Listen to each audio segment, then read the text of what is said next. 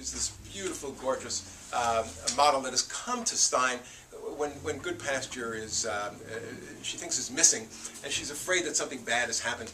And something happens later on, and he poo-poos it, said, "Nah, this couldn't be." He says everything's going to be fine.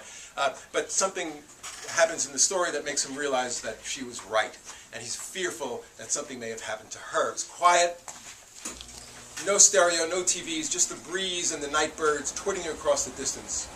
He walked briskly up the inclined drive to the front door. He knocked lightly and called out Nicolette's name. Nicolette is the girl that had come to, a beautiful, gorgeous model, who turns out to be the model for the shampoo, so the two-story braid. He knocked lightly and called out Nicolette's name, unsure whether he'd be seen as a savior or an intruder. He waited for a reply and then knocked again. The door was unlocked. He opened it just wide enough to lean through and called out her name a second time and added, "It's Stein." Ambient light entering through a skylight made the room seem like a fantastical forest. Potted palm fronds reached up to the top of the 12-foot ceiling. Stein experienced the sensation of running water, heard and felt more than seen. The stream to feed the plants, he reckoned. But no, he saw it running across the hardwood floor in a rivulet onto the porch step between his feet. He opened the door wider. His heart quickened as he saw the moonlight reflecting off a long stream of water running the entire length of the hall. Light came from a room behind the vestibule. He walked silently toward its source. The sound of dripping water became more distinct. He passed through the living room into the dining room. The kitchen was framed in its archway. He spoke her name again, an announcement of his presence, a request for permission to proceed. There was no reply. The hallway turned and opened an archway into a circular room that looked like a gazebo. This was her bedroom. It was slightly elevated, open on three sides to a sylvan glade. It was only lighted by the moon and stars. Stein could see that he was not the first stranger to enter Nicolette's boudoir that night.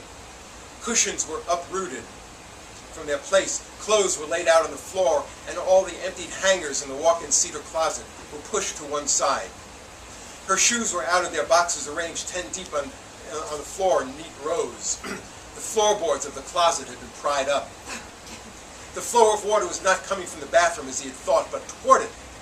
He followed the water back through the main room and toward the backside of the house. The kitchen was airy and open, designed in Tuscan farmhouse style.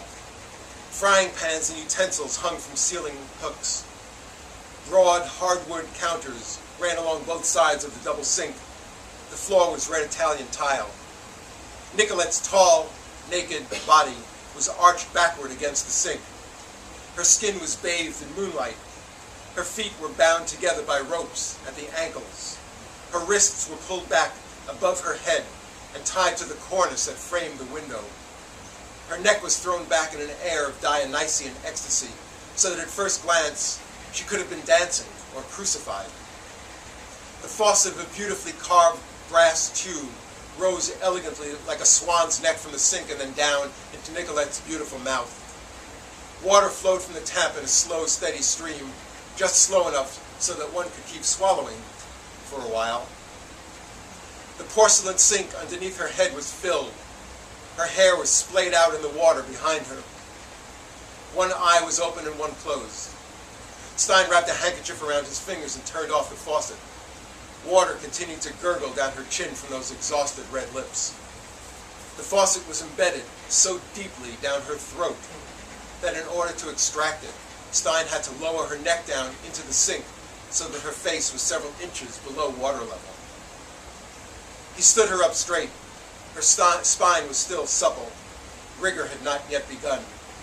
Her skin felt almost alive. He cut her arms loose from their bindings. Her ear was alongside his lips.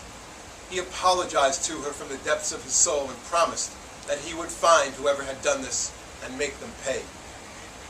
Freed of its tresses, her body fell against him in a swoon, her arms draped around his neck in a belated gesture of gratitude.